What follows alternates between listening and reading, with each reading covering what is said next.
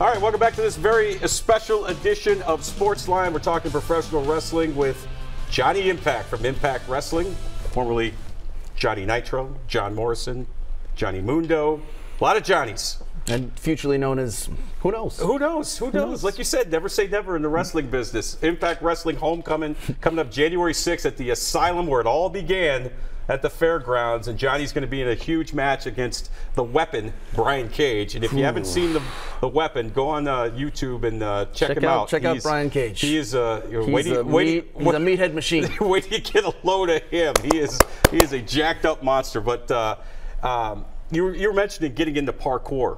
Yeah.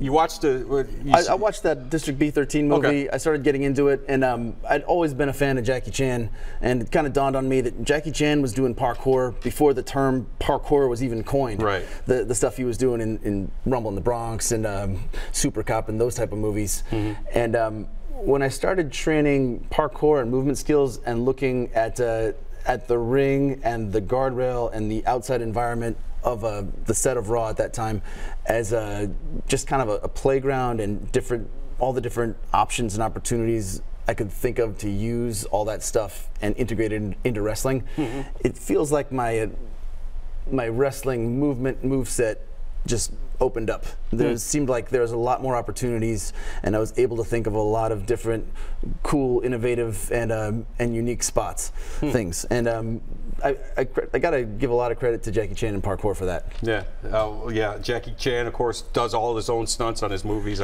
He's gotten hurt a lot doing them, but he keeps going. We've seen the outtakes. We know. Once again, we want to show everybody the graphic. January 6th, it's coming up. The big wrestling pay-per-view, and from what I understand, tickets are still available. If people want to go check it out. Tickets are available for Homecoming. Yeah. It'll sell out. VIP tickets have already sold out, but regular tickets are available for January 6th. And January 7th in the Asylum, there is a TV taping for which tickets are also available.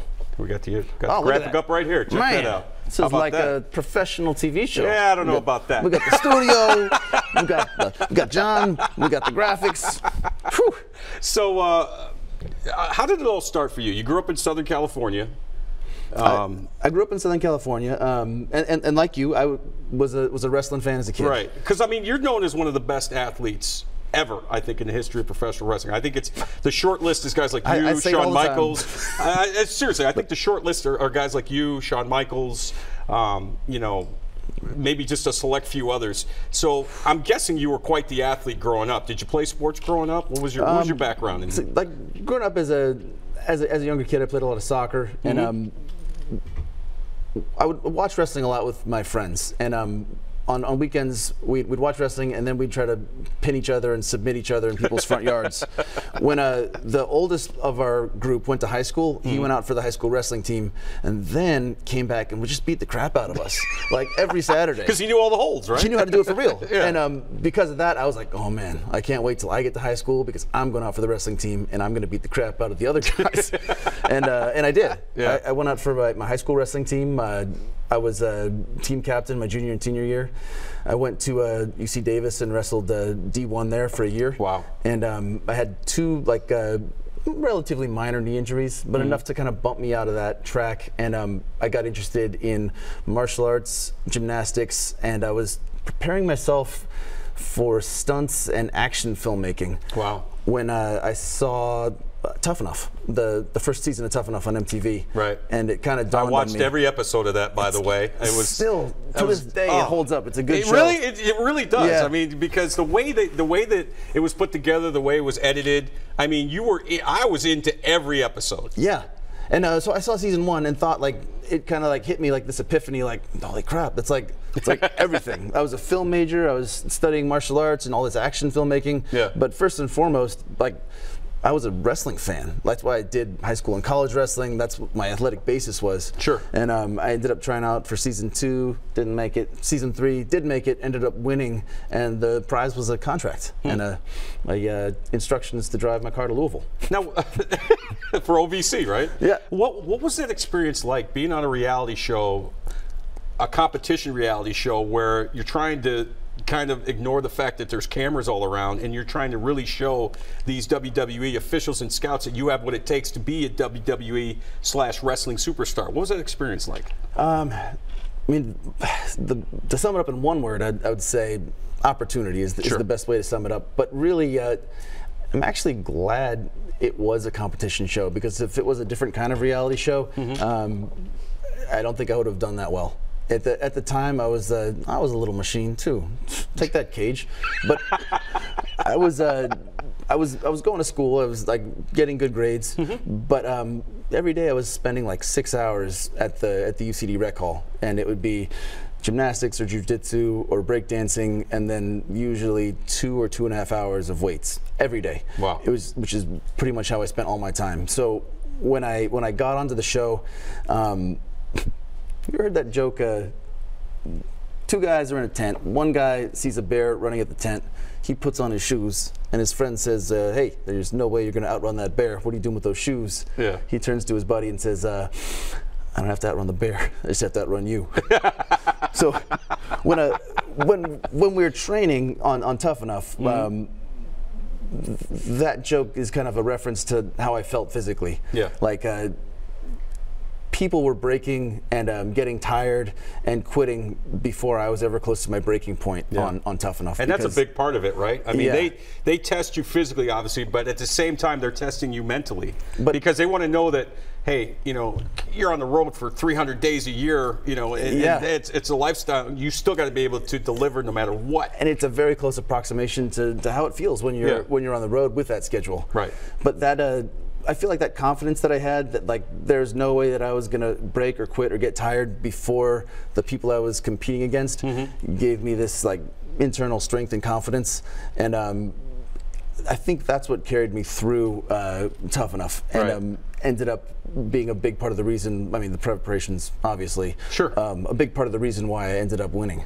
Yeah. So you win, you get the contract, you got to go to Louisville for. I always think it's funny, like you win, like big fanfare, like confetti, like you got a contract. go to Louisville. Yeah, and then like, did you work with Jimmy Cornette down there? Yeah, Cornette was there. Danny Davis. Okay. Rip Rogers was training. So that's all you got, right? You like you said, you thought there was going to be this big fanfare, and you were going to, you know, come out on Raw and be the main event of the next pay-per-view for WWE. They're like, all right, now you're going to go train some more in Louisville and have Jim Cornette like, yell at you and curse at you. Your whole family's calling you, like, so proud of you, you made it. And then 2 days later, you're like, well, shoot, I got all my stuff in my car. I'm just going to drive it to Louisville. And then you get there, and Matt Capitelli and I got there, and the first thing that we did was we walked in, and no one said anything. We just walked into the practice. Everybody no-sold you. Yep, exactly. Trying to make us uncomfortable. Yeah. And I said, hey, Matt and John from Tough Enough.